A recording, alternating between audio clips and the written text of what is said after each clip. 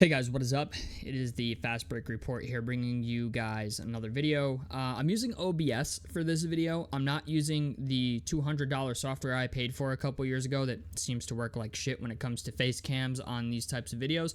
So please let me know if this was better for you guys. I think the audio should be better too. It's kind of annoying how like a free program is better than something you paid $200 for.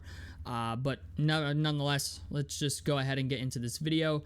I am a little shocked and astonished by this. It would appear as if Obi Toppin is still a trade candidate for the Indiana Pacers moving forward. Ahead of the February 6th trade deadline, moving Obi Toppin apparently could give Indiana flexibility to re-sign Miles Turner and extend Benedict Mathurin. Listen, I'm just going to say this, okay? I've seen Aaron Nesmith. Aaron Nesmith is another guy that they've been talking about for a while here. Apparently the Warriors are very, very interested in this. Apparently Legion Hoops says the Pacers have emerged as serious trade suitors for the Nets' Cameron Johnson. Conversations between the two sides led to whispers around the league of a potential trade featuring Obi Toppin, Aaron Nesmith, at least one unprotected first-round pick and other draft assets for Cameron Johnson. I almost feel like I'm waiting for this trade to come out, and I'm not okay with it. I'm not okay with it, and I'm going to tell you why, okay? Cameron Johnson's a great basketball player. He's 28 years old. Dude is posting career highs across the board as a starter. My problem is this is the wrong consolidation trade. This is a consolidation trade, but it is the wrong consolidation trade.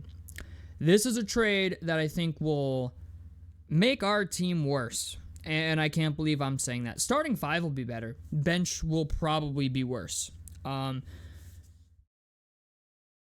Let's start with Obi Toppin, because he's the one guy that I think absolutely you have to keep.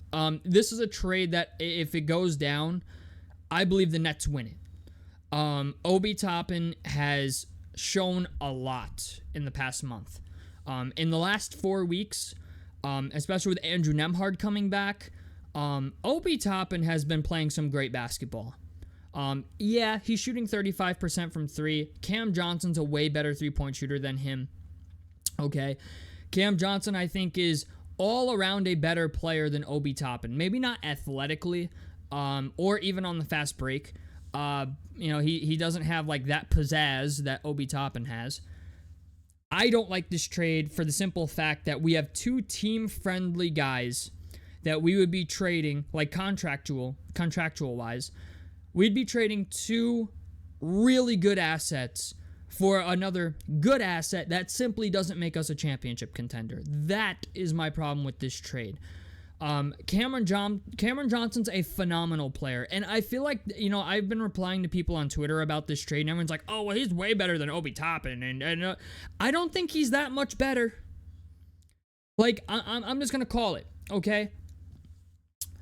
Obi Toppin is 24 years old, and he's already this good as a bench player, okay? Aaron Nesmith, yeah, I had a feeling Aaron Nesmith was gonna get moved. You have the injury stuff. He's been out longer than we anticipated. Aaron Nesmith is 6'5", great catch and shoot guy, great defender. Has even developed a little bit of a mid-range jumper, but he's 6'5". At the end of the day, he's 6'5", and he's an undersized 3. Okay, and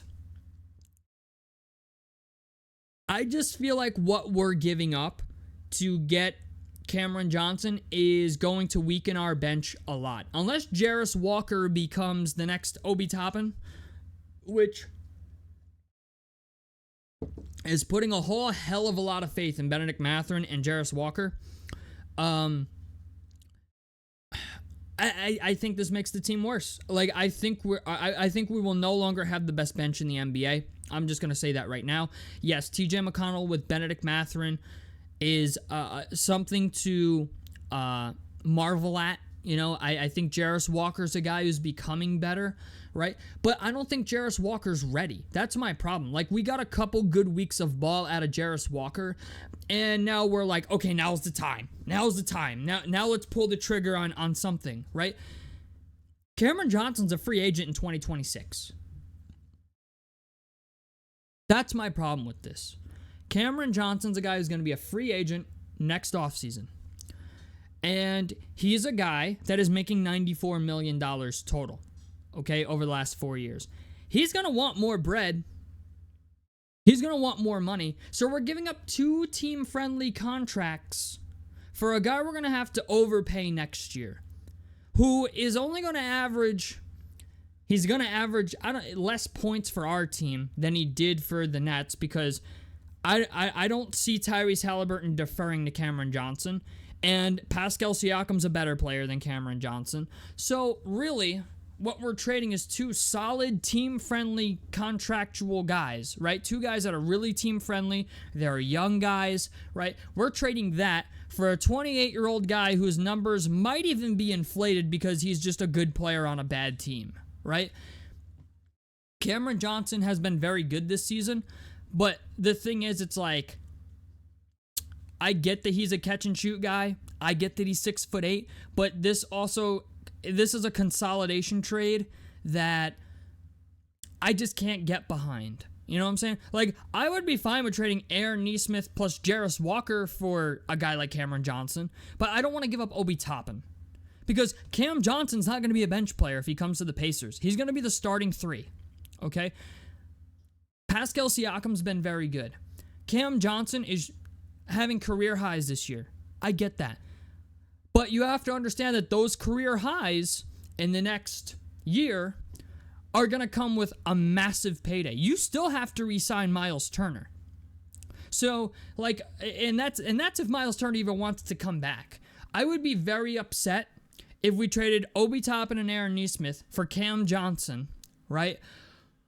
Who is a great player, but then we re-sign Miles Turner in the offseason, or for example, we trade both of these dudes and then Miles Turner decides he doesn't want to come back. That is a nightmare situation. Like, you officially fuck up your team. That's my problem with this. Miles Turner needs to get paid, right? Then you're saying next summer, like, Ben Matherin's got to get paid this offseason too. So what do we do next offseason when Cam Johnson has to get paid? We're going to be a luxury tax-paying team for a team that can't get to the the Eastern Conference Finals. When we have 2 guys on our team who are on team-friendly deals at the moment, and we could,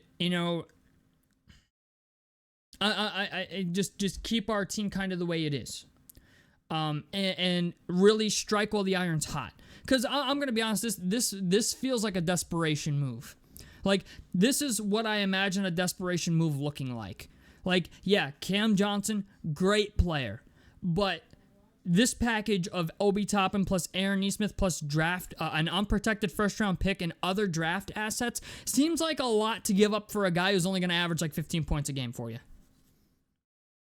Maybe 17.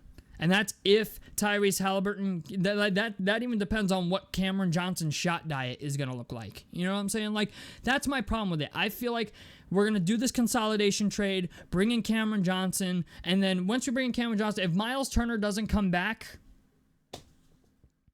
like, I'm sorry, at that point, I think you're kind of screwed. If Miles Turner doesn't come, then what happens next summer? Cam Johnson doesn't come back, then you got to trade him to someone else for something. You essentially put yourself back in the we're rebuilding again state.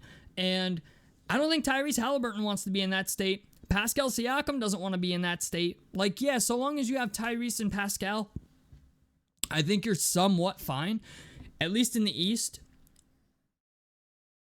you should still be a playoff team. But this feels like a desperation move. If they really trade Obi Toppin, Aaron Nesmith, an unprotected first-round pick, and other draft assets for Cameron Johnson, he's a good name. He's not a big name by any means. Like, this is why I wanted Dorian Finney-Smith so bad. It's because Dorian Finney-Smith, decent contract, team-friendly deal. He's 6'7", and he's a 3-and-D guy. But we didn't execute on that. We wanted to go for fucking Cameron Johnson, who, decent player. I don't think he's the defender that Dorian Finney-Smith is, but I just feel like this trade ruins the team. That's my problem with it. I mean, and to be fair, Tyrese Halliburton really likes Obi Toppin. Like, we saw what happened the last time we traded somebody Tyrese Halliburton really liked in Buddy Hield. And, yeah, Tyrese Halliburton went on like a fucking 6-month hiatus from basketball, basically, because he was playing like he didn't know what planet he was fucking on. So, I don't know, man. You know what? The front office is going to do whatever they want to do. But the great thing about Obi Toppin and Aaron Nesmith is they are, team contract-friendly guys, right? They are not getting paid a whole hell of a lot of money. And we're going to trade them for a guy who's going to want a whole hell of a lot of money next offseason. And that even depends on if he even wants to stay here depending on what Miles Turner does. I just feel like this is a big trade to pull off for a center who hasn't given us any inclination that he wants to stay. Now, granted, I do think Thomas Bryant is a guy that could shock a lot of people with starter minutes. I understand Jonathan Isaac is still a guy. Isaiah Jackson is still a guy. But Thomas Bryant's a guy that I'd pay him. I'd pay Thomas Bryant to play starter minutes. You might not. I don't know if he's going to be Miles Turner, but I've seen what he's done as a starter for the Lakers when Anthony Davis was out for a while, and he played very, very well. So, I don't know, man. You know what? I don't know what to think about this, really, but my first inclination of this trade, or this rumor, is we're getting rid of two of our better players, our best bench player and our best defender, and an unprotected first-round pick and other draft assets as well, for a guy who is mostly a catch-and-shoot 3 guy, who's 6'8". He's an okay defender.